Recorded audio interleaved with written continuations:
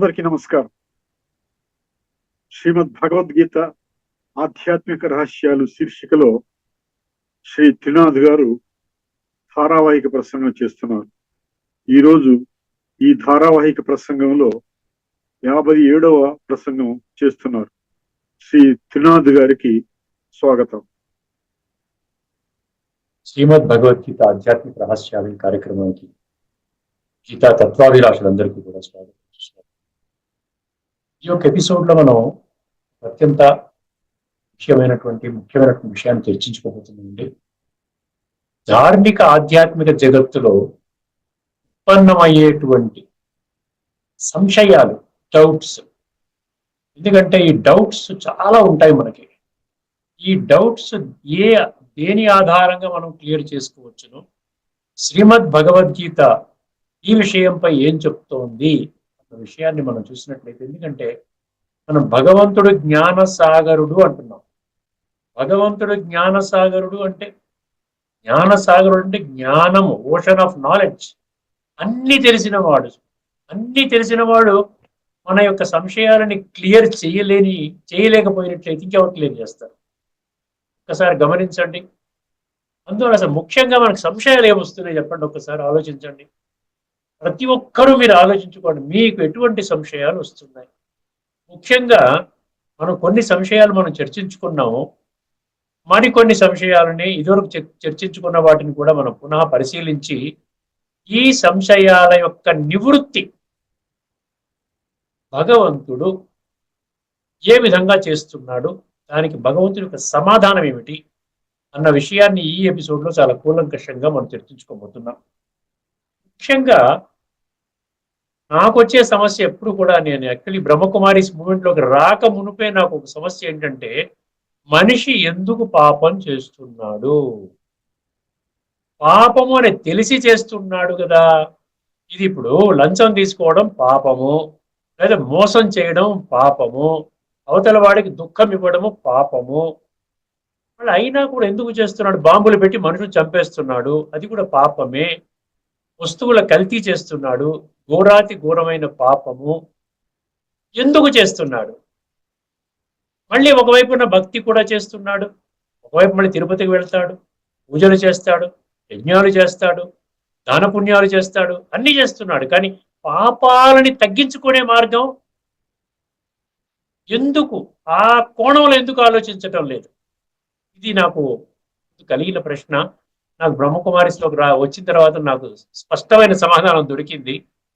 అందువలన నేను అర్థం చేసుకోగలుగుతున్నాను, అందరికీ కూడా నేను స్పష్టం చేయగలుగుతున్నాను. అదొక ప్రశ్న. ఇంకా ఏంటంటే ప్రశ్న, 84 లక్షల ప్రాణులలో ఒక మనిషికి బుద్ధినిచ్చాడంటారు. మనిషికి మాత్రమే మాట్లాడే కళ, కమ్యూనికేషన్ అనేటువంటి ఒక ఆర్ట్ ఇచ్చాడు. ఒకరికొకరు మన కష్టాలు నష్టాలు, మన దుఃఖము చెప్పుకోగలుగుతాము, పురుషమనం పొందగలుగుతాము. అర్థమైంది? విచక్షణా జ్ఞానము, పరిశీలనా శక్తి, నిర్ణయ శక్తి, ఇవన్నీ ఇచ్చారు. మనిషికి మాత్రమే ఇచ్చారు ఎన్ని లక్షల జీవరాశులలో.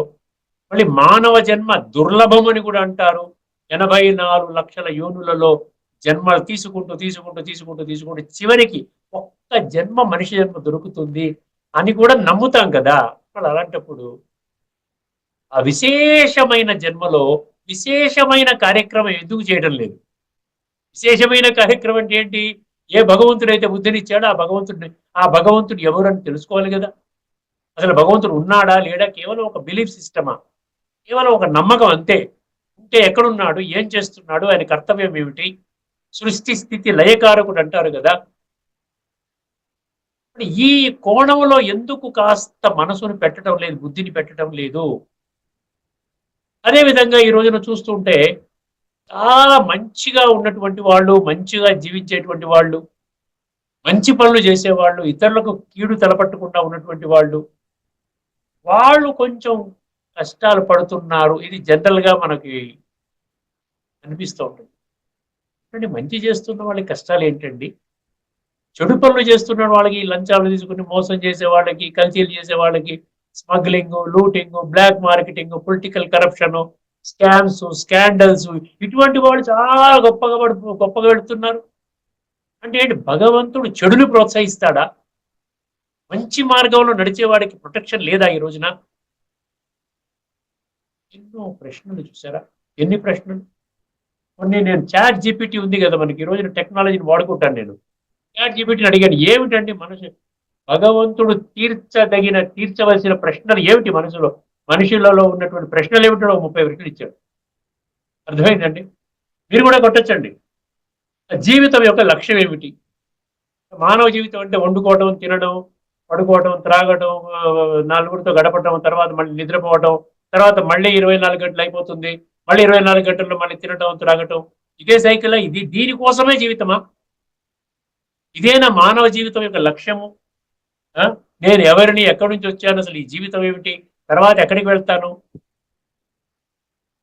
ఇది ఒక ప్రశ్న ఇచ్చాడు. మంచిగా నేను నడుస్తున్నప్పుడు నాకు ఎందుకు కష్టాలు వస్తున్నాయి? భగవంతుడు ఉన్నాడా? ఉంటే ఎక్కడున్నాడు? ఉన్నాడంటే ఆయన ఉనికిని మనకు తెలియజేయాలి కదా. ఆయనేమో చాలా గొప్పగా అని చెప్తాడు, ocean of knowledge, ocean of piece, ocean of happiness, ocean of bliss, ocean of purity, ocean of divinity. మళ్ళీ మనం త్వమేవ మాతా చ పితా త్వమేవ అంటున్నాం. మళ్ళీ అంటే భగవంతుడు ఒక్కడైన అర్థం కదా. మళ్ళీ అలాంటప్పుడు దేవీ దేవతలు, 33 కోట్ల దేవీ దేవతల్ని కూడా దేవతల్ని కూడా మనం కొలుస్తున్నాం భగవంతుడిగా. ఋషులు, మునులు, సాధువులు, సన్యాసులు, వీళ్ళందరినీ కూడా భగవంతుడిగా అంటున్నాము. ధర్మస్థాపకులు జీసస్ క్రైస్టు, ఈ ప్రాఫెట్ మహమ్మద్, గురునానక్, గౌతమ్ బుద్ధుడు, వీళ్ళని కూడా భగవంతుడిగా కొలుస్తున్నాం. సో ఇది కూడా చాట్ జీపీటీలో ఇవ్వడం జరిగిందండి. ఏమండి? భగవంతుడి యొక్క సందేశం, మనుషులకి భగవంతుడు ఇచ్చిన సందేశం ఏమిటి? ఇది చాట్ జీపీటీలో ఇచ్చాడు క్వశ్చన్. అర్థమైందండి? భగవంతుడు ఉన్నాడు అంటే భగవంతుడు ఉండి మనకి ఏమి అసలు ఉనికే లేదు, భగవంతుడితో మన కనెక్షనే లేదు. ఏదో మనం పూజలు, పునస్కారాలు, యజ్ఞాలు, యాగాలు, జపాలు, తపాలు చేసుకుంటున్నాం, ఆయనకి మన కనెక్టివిటీ లేదు. అలాంటప్పుడు ఏమిటి భగవంతుడి యొక్క సందేశం ఏమిటి? మనుషులకు భగవంతుడు ఇచ్చిన సందేశం ఏమిటి? అర్థమైందండి? ఎందుకంటే ఈ ప్రశ్నలుగానే పెట్టుకుంటూ మన శరీరాన్ని త్యాగం చేయవలసి వచ్చిందండి. ఎందుకంటే మనిషి పుట్టినవాడు మరణిస్తాడని భగవంతుడే చెప్పాడు కదా, యాతస్య హి ధ్రువో మృత్యువు. అంటే ఏమి తెలుసుకోకుండానే అజ్ఞానములోనే కూరుకుపోయి అసలు ఎటువంటి ప్రయత్నం కూడా చేయకుండా నేను ఏ విధంగా జీవిస్తున్నాను, అదే జీవితము పర్ఫెక్ట్ అని ఎక్కడా ఏ శాస్త్రంలో చెప్పకుండా కూడా, ఎక్కడా కూడా ఆ విధంగా మీరు జీవించండి అని ఎక్కడా కూడా వర్ణించలేనటువంటి పరిస్థితిలో కూడా ఎవరికి వాళ్ళే నేను బాగానే జీవిస్తున్నాను, బాగానే ఉన్నాను, మంచి జీవితం పొందాను, నాకు తప్పకుండా స్వర్గంలోకి వెళ్తాను నేను అని అనుకోవడం అనేది అది వివేకమైనటువంటి విషయమా, అవివేకంతో కూడుకున్న విషయమా? ఆలోచించాలి. అర్థమైందండి? How can I form a direct personal connection with God అని ఇచ్చాడండి. చూడండి, చాట్ జీపీటీ వాళ్ళు ఇచ్చారండి, బ్రహ్మకుమారిస్ వాళ్ళు ఇవ్వలేదు. How can I form a direct personal connection with God అంటే మనిషిగా ఉండి ఆ విధంగా అయిపోతుంది, వయసు పెరిగిపోతోంది, ఏజ్ పెరిగిపోతోంది, ఒక రోజు పోయిందంటే మన వయసులో ఒక రోజు తగ్గిపోయింది, మనము ఎండింగ్ కి ఒక రోజు దగ్గరికి వచ్చేస్తున్నాం, అలా అలా అలా వచ్చే ఢామని ఏదో ఒక నైట్ హార్ట్ అటాక్ వచ్చిందంటారు, హాస్పిటల్ తీసుకెళ్తారు, బ్రాడ్ డెడ్ అంటారు, అయిపోతుంది. ఏమండి? కర్మ ఫిలాసఫీ ఏంటంటారండి? కర్మ సిద్ధాంతం అంటారు కదా. ఎవడైనా ఘోరాతి ఘోరమైన పాపం చేస్తే ఏమంటాడు, కష్టాలు వచ్చాయండి, ఘోరమైన కష్టాలు వచ్చాయనుకోండి. ఏదో కొన్ని సంవత్సరాల క్రితం ఉస్మానియా మెడికల్ కాలేజ్ హైదరాబాద్ ఎదురుగుండా ఉన్న ఒక 8 అంతస్తుల బిల్డింగ్ తగలబడిపోయింది, చాలా వరకు తగలబడిపోయింది. అందులో ఒక 5 అంతస్తు 6 అంతస్తులు ఎంతలో ఉన్నటువంటి ఒక బట్టల వ్యాపారి మొత్తం బూడిదైపోయింది. ఇన్సూరెన్స్ పాలసీ ఒక వారం రోజుల ముందే ఎక్స్పైర్ అయిపోయింది, వీళ్ళు గమనించలేదు, ఇన్సూరెన్స్ లేదు, మొత్తం అంతా నాశనం. ఈ మనోవ్యధతో భార్య మంచాన పడిపోయింది, అపోలో హాస్పిటల్ అడ్మిట్ అయింది అని ప్రాక్టికల్ గా హిందూలో ఒక బాక్స్ ఐటమ్ కింద ఇచ్చాడు. ఏమిటి? బ్యాడ్ ఓమెన్ అన్నాడు. ఒకటే కుటుంబానికి టక టక టక టక టక వాళ్ళ ఉన్నటువంటి ఒక కొడుకో 2 2 కొడుకులు నాకు తెలియదు, కానీ ఒక కొడుకు మోటార్ సైకిల్ యాక్సిడెంట్ చచ్చిపోయాడు. అంటే సిరీస్ ఆఫ్ కష్టాలు వస్తుంటే అందరు ఏమంటారు, ఏ జన్మలో ఏ పాపం చేసుకున్నాడో. అలా అని చెప్పి ఇప్పుడు పాపం చేయకుండా మానుతున్నారా? వారు పాపం చేసుకున్నారు కాబట్టి కష్టాలు అనుభవం చేస్తున్నారు, నేను పాపం చేయకూడదు అనుకుంటున్నారా? మనం దేవాలయంలోకి వెళ్ళి శిరస్సు వంచి నమస్కరిస్తాం, సాష్టాంగ దండ ప్రమాణం చేస్తాము. ఈ విధంగా ఏమంటారు 108 ఉంటాయి కదా, పూసలు ఉంటాయి కదా, వాటిని లెక్క పెట్టుకుంటూ మనం ప్రదక్షిణ చేస్తాం. తర్వాత మనలో మనం స్వీయ ప్రదక్షిణ చేస్తాం. ఆత్మ ప్రదక్షిణ మంత్రం ఉంటది. యాని కానిచ పాపాని జన్మాంతర కృతానిచ. అంటే ఏంటి, భగవంతుడా నేను తెలుసో తెలియకో తప్పులు చేస్తూ ఉన్నాను, తప్పులు చెయ్యకుండా ఉన్నటువంటి స్థితిలో నన్ను పెట్టలేవా నువ్వు? అర్థమైందండి. పాపం చేయకుండా మంచిగా ఉండాలి, ఎందుకంటే నాకు భయం వేస్తుంది. పాపోహం పాపకర్మ పాపాత్మ పాప సంభవ త్రాహిమాం కృపయా దేవ. నీకు నా మీద దయ లేదా, కృప లేదా, దాలి లేదా, కరుణ లేదా? నన్ను రక్షించు నాయన. నేను పాపాలు చేయడానికి నేను చేయడానికి అటువంటి ఏమీ లేదు, కానీ పరిస్థితులు అలా వచ్చేస్తున్నాయి. నన్ను మంచి సాంగత్యంలో పెట్టు, నీ యొక్క సాంగత్యంలో పెట్టు, చక్కటి జీవితాన్ని నాకు ప్రసాదించు అంటే మళ్ళీ ఇవన్నీ చెప్పిన తర్వాత కూడా మళ్ళీ అత్యధిక ధోరణిలో పాపాలు చేస్తున్నారు. అదిగా విచిత్రం. ఎందుకు ఈ విచిత్రమైన బిహేవియర్కి కారణం ఏంటి? ఇదొక ప్రశ్న. ఏమండి, ఇప్పుడు రినౌన్సియేషన్ అంటాం, సన్యాసిగా. రినౌన్సియేషన్ అంటే సన్యాసిగా వెళ్ళిపోవడమా? ఇప్పుడు భార్య పిల్లల్ని వదిలేసి కూడా చాలా మంది సన్యాసి మార్గంలో పడుతున్నారు. కాటన వస్త్రాలు, ఒక విచిత్రమైనటువంటి ఆహార్యాన్ని పెట్టుకుని సమాజంలోకి వెళ్ళిపోతున్నారు. ఎక్కడో అడవులకు వెళ్లాల్సిన వాళ్ళు మళ్ళీ సిటీకే వచ్చి పెద్ద పెద్ద ఆశ్రమాలు కట్టుకుంటూ ఇక్కడే ఎంజాయ్ చేస్తున్నారు వాళ్ళు. రినౌన్సియేషన్, సత్యమైన రినౌన్సియేషన్ అంటే ఏమిటి? రినౌన్సియేషన్ అంటే ఈ యొక్క భార్య బిడ్డలు విడిచిపెట్టడమా, లేకపోతే ఇంకేమైనా ఉందా? అదొక ప్రశ్న చాట్‌జీపీటీ వాడు ఇచ్చాడు.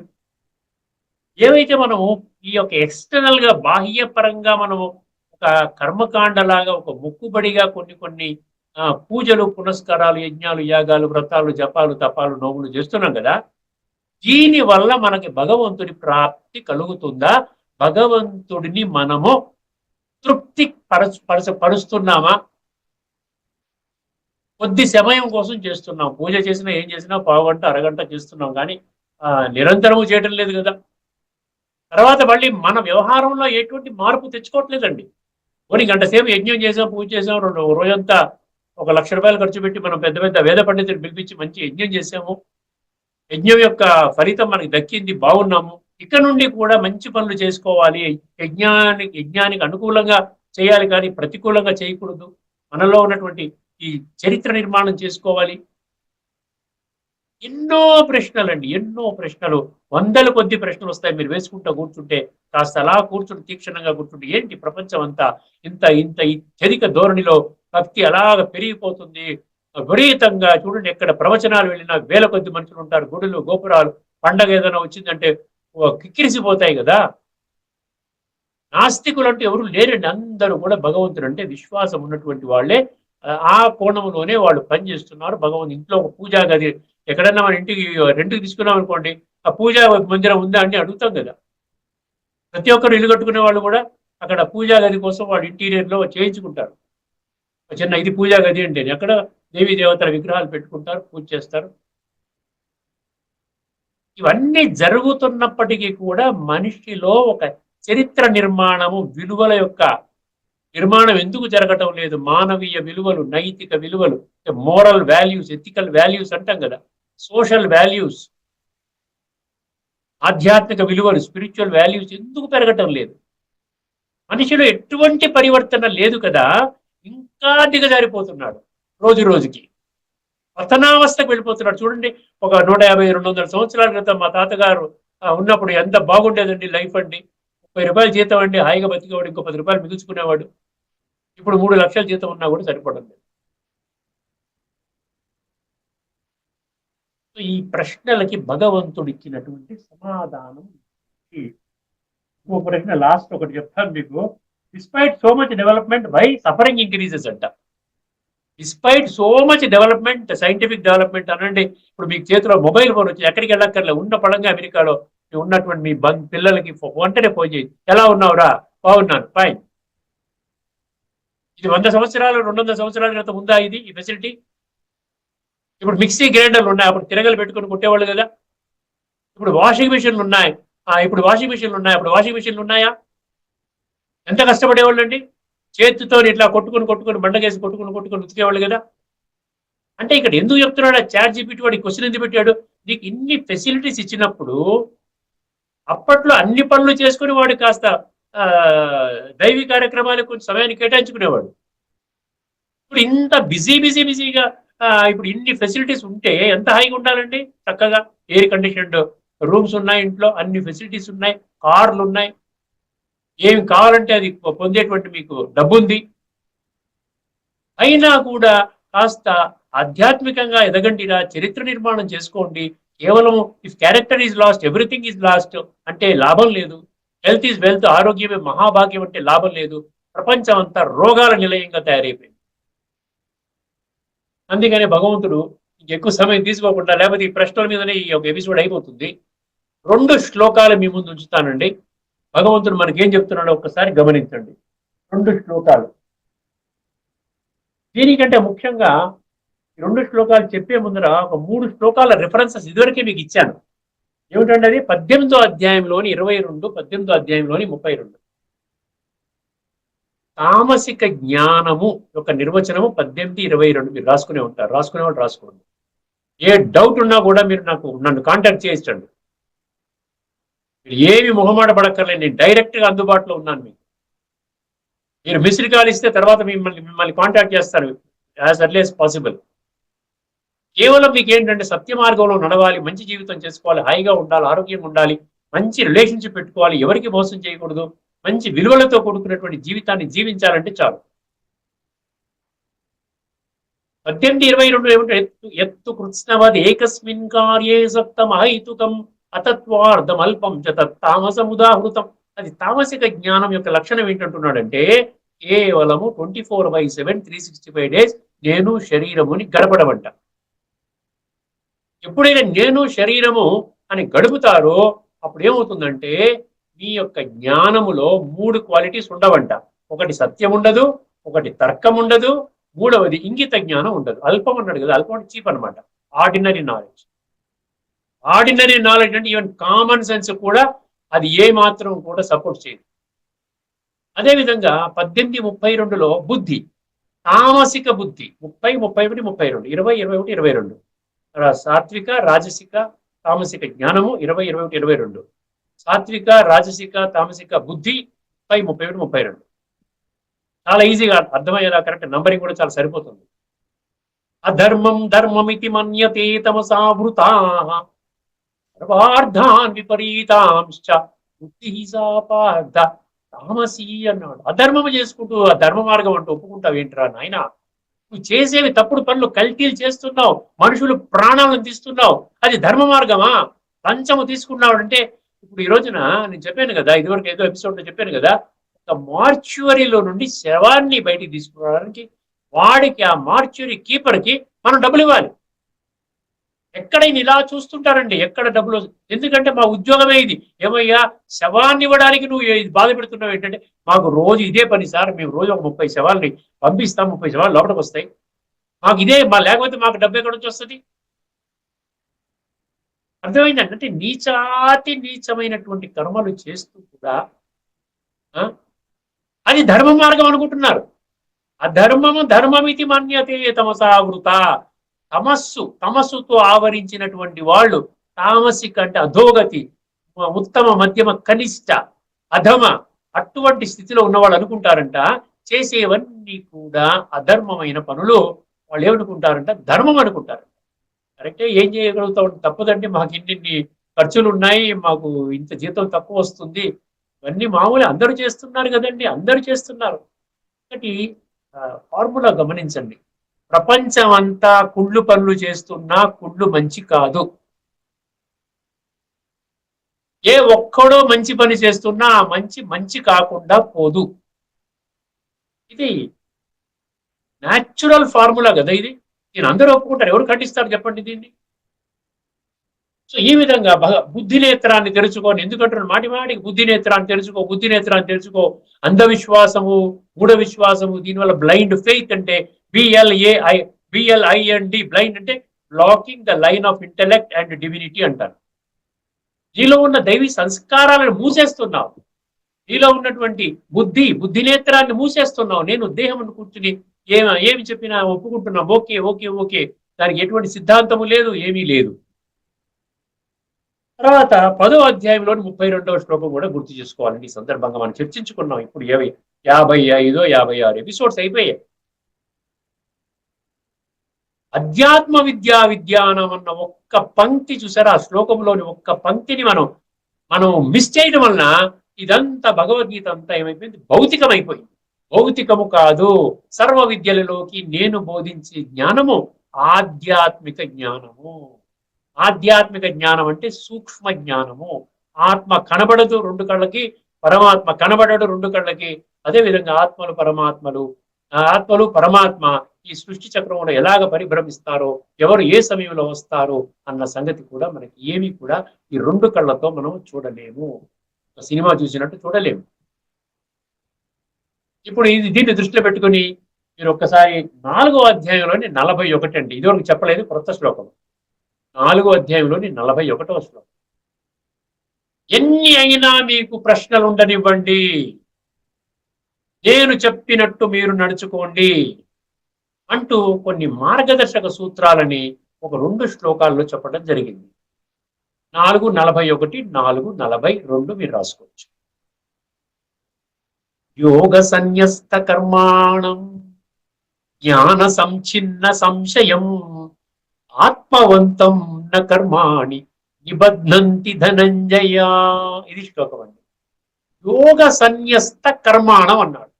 మీరు ఏ కర్మనైనా చేయండి. ఎందుకంటే మనుషులు కర్మయోగులు కదా, మనంతా కర్మ చేయాలి. కర్మ చేయకపోతే మనం ఎట్లా ఉద్యోగం చేసుకుంటాం, ఎట్లా వ్యాపారం చేసుకుంటాం, ఎట్లా డబ్బు సంపాదించుకుంటాం.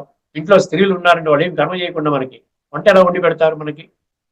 ప్రతి ఒక్కరూ కర్మ చెయ్యాలి. భగవంతుడు కర్మ సన్యాసాన్ని సపోర్ట్ చెయ్యలేదు. గీతలో ఎక్కడా కూడా నువ్వు కర్మని విడిచిపెట్టు, భార్య బిడ్డల్ని విడిచిపెట్టేసి నువ్వు అడవిలోకి వెళ్ళిపోయి నువ్వు జీవన్ముక్తి కోసం ప్రయత్నం చెయ్యి, నీకు స్వర్గంలో ఒక సీట్ లభిస్తుంది, నీ పిల్లలు, నీ భార్య చాలా వాడు ఏమైపోయినా పర్వాలేదు, నీవు మాత్రం ఉన్నతమైన స్థితిలోకి వెళ్తావని ఎక్కడన్నా చెప్పాను? ఏ శాస్త్రంలో చెప్పండి.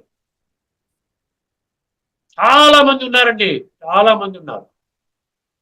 వివాహితులు కూడా వాడేంటి ఇక్కడ ఉన్నట్లయితే విషయ వికారాల వలయంలో నేను ఆత్మని ఉన్నతంగా చేసుకోలేను, ఇవన్నీ లాభం లేదండి, మీరు వెళ్ళిపోండి, మీరేం చేసుకుంటారు చేసుకోండి, కొంత డబ్బిస్తాను, లేకపోతే నేను ఏదో కొంత ఆస్తి కొన్నాను, ఇది తీసుకోండి, మీ బ్రతుకు మీరు బ్రతకండి, నేను అడవిలోకి వెళ్ళిపోతున్నాను, పర్వతాలకు వెళ్ళిపోతున్నాను.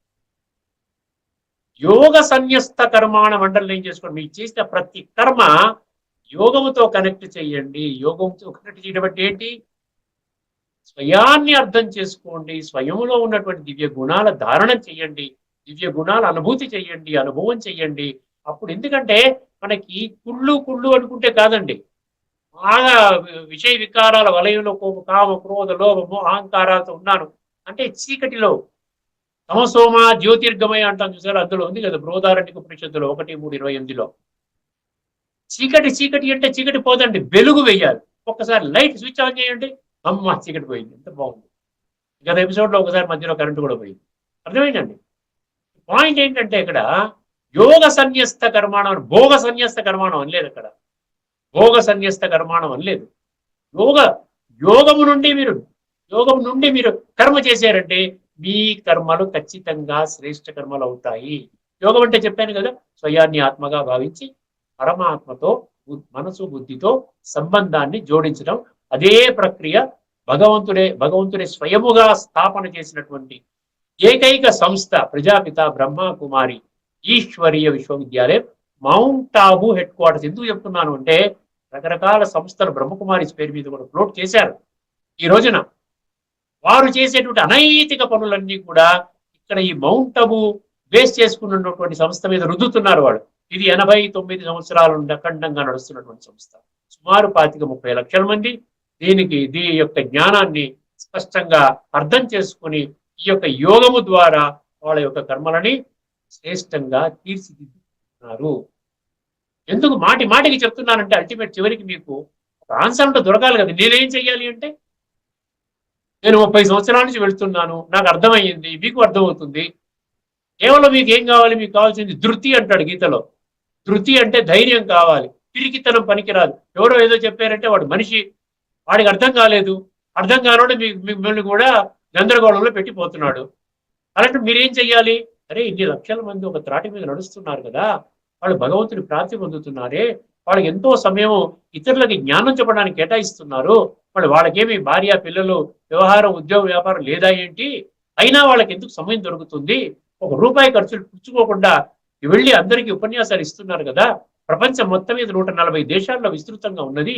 పెద్ద పెద్ద వాళ్ళు ప్రైమ్ మినిస్టర్స్, ప్రెసిడెంట్స్, పెద్ద పెద్ద మేధావులు, సాధువులు, సన్యాసులు, టాప్ టాప్ టాప్ టాప్ అనుకున్నటువంటి వాళ్ళందరూ కూడా అక్కడికి వెళ్ళి మౌంట్ అబుకు వెళ్ళి చక్కటి అనుభవం చేసుకుని వాళ్ళు చక్కగా వాళ్ళు చెప్తున్నారు కదా. మరి ఇవన్నీ కూడా నేను వినక్కర్లేదా? ఎవరో ఒక తలమాసిన వాడు వచ్చి చెప్పి ఇది కరెక్ట్ కాదయ్యా, వెళ్ళకయ్యా, ఇక్కడ అనైతిక పనులు జరుగుతున్నాయంటే అది నేను నమ్మాలా? ఆలోచించండి ఒక్కసారి. అందుకని ఏమంటున్నాడు ఇక్కడ, ఏమైపోయింది, మనం ఏం చెప్తున్నాం? యోగ సన్యస్త కర్మాణం. తర్వాత ఏమన్నాడు సెకండ్ పంక్తి? జ్ఞాన సంచిన్న సంశయం అన్నాడు. ఈ సంశయాలు జ్ఞానము ఆధారముగా, జ్ఞానము అంటే ఆధ్యాత్మిక జ్ఞానము, స్పిరిచువల్ నాలెడ్జ్. స్పిరిచువల్ నాలెడ్జ్ అంటే knowledge of the spirit, knowledge of the body కాదు. ఆధ్యాత్మికం అంటే వేరు. ఈరోజు ధార్మికము ఆధ్యాత్మికం అంటే తెలియదండి.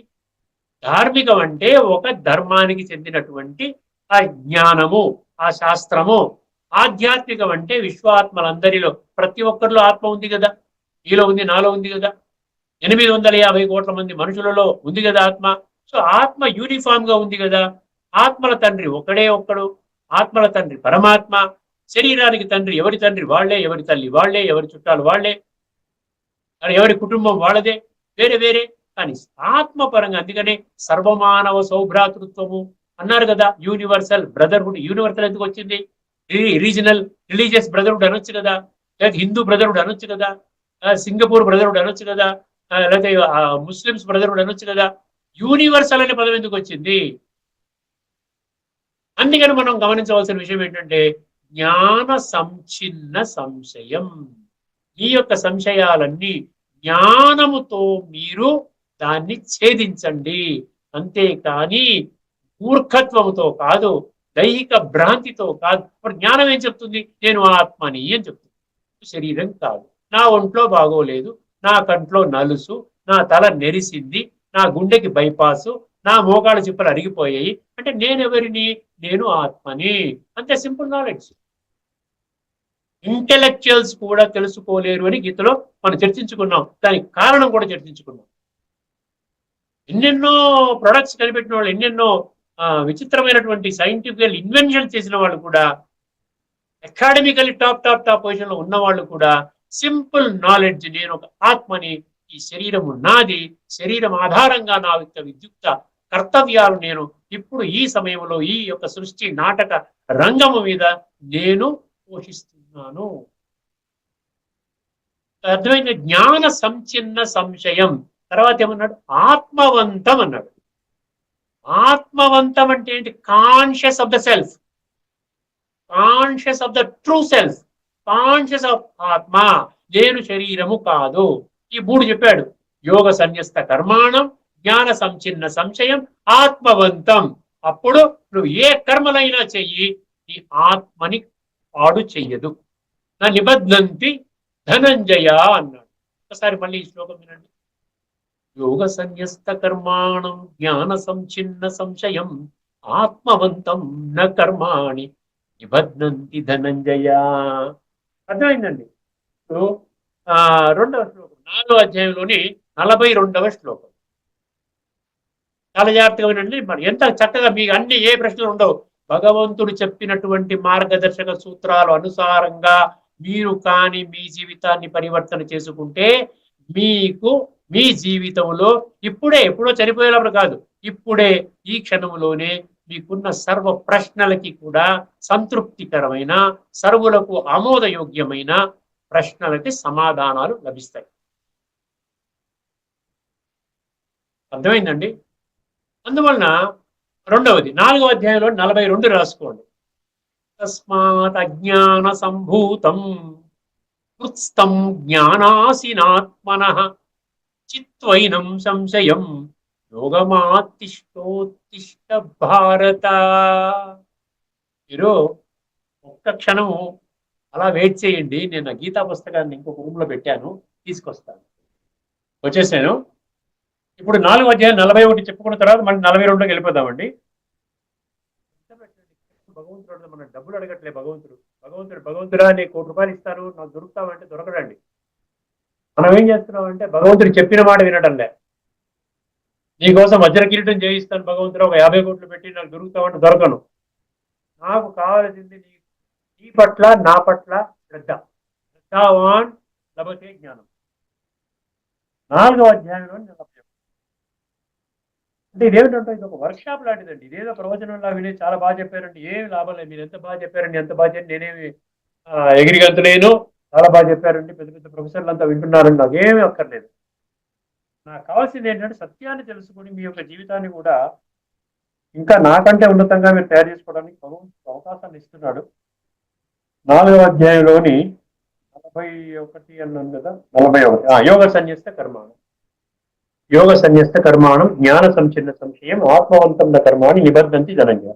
ఏమిటి? ఓ ధనంజయ అంటే అర్జున, విధిపూర్వకముగా కర్మలను ఆచరించుచు, విధిపూర్వకము అంటే భగవంతుడు చెప్పినటువంటి శ్రీమతము, శ్రీమత్ భగవద్గీత కదా, శ్రీమతంలో ఒక విధి చెప్పాడు మనకి. ఈ విధానంలో నువ్వు ఆత్మవి, నేను పరమాత్మని, నాతో ఈ విధంగా మనసు బుద్ధి ద్వారా సంబంధాన్ని జోడించినట్లయితే నాలో ఉన్న శక్తులు గుణాలు నీలో వస్తాయి, నీలో ఉన్న అవగుణాలన్నీ పోతాయి. అప్పుడు నువ్వు ప్యూర్ అయిపోతావు. అప్పుడు శక్తి నిండుతుంది, నా శక్తులు గుణాలు అనుభవం చేస్తావు, జీవిత సంబంధం ఉంటుంది. విధిపూర్వకముగా కర్మలను ఆచరించుచు కర్మ ఫలములను అన్నింటినీ భగవదర్పణం చేయుచు. ఫలము కాన్సిక్వెన్సెస్ ఆఫ్ యాక్షన్స్. ఈ రోజున కాన్సిక్వెన్సెస్ దృష్టిలో పెట్టుకుని పనులు చేస్తాం.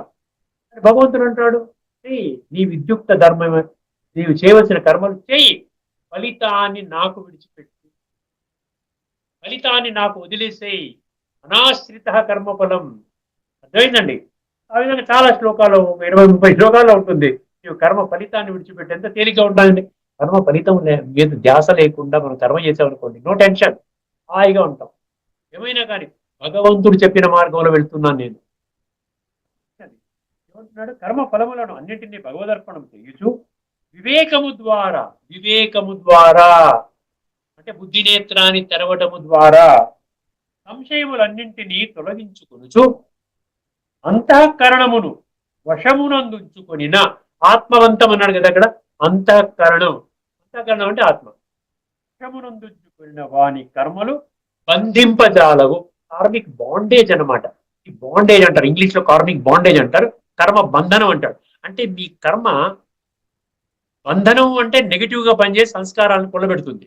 ఇప్పటికే సంస్కారాలు తమో ప్రధానంగా మారిపోయాయి, ఇంకా పాడు చేస్తుంది. దాని ఆధారంగా మీరు స్వర్గంలోకి మీరు రాలేరు. అదేవిధంగా కర్మ సంబంధంలోనే ఉండాలి, కానీ కర్మ బంధనంలోకి రాకూడదు. నిశ్చింతగా ఉండండి, హాయిగా ఉండండి, ఏమైతే మనకేం పోయింది, అయిపోయింది, బస్ చేసాము, భగవదర్పణం అంతే. కర్మ ఫలితాన్ని భగవంతుడికి అర్పించేసాం, అయిపోయింది అన్నప్పటికీ చేస్తే అటువంటి వారి కర్మలు బంధింపజాలవు అన్నాడు. ఇప్పుడు చూడండి తర్వాత శ్లోకం చెప్పేసుకుందాం. తస్మాత్ జ్ఞాన సంభూతం కృత్స్థం జ్ఞానాసీనాత్మనః చిత్వైనం సంశయం. మళ్ళీ సంశయమైన పదం వచ్చింది.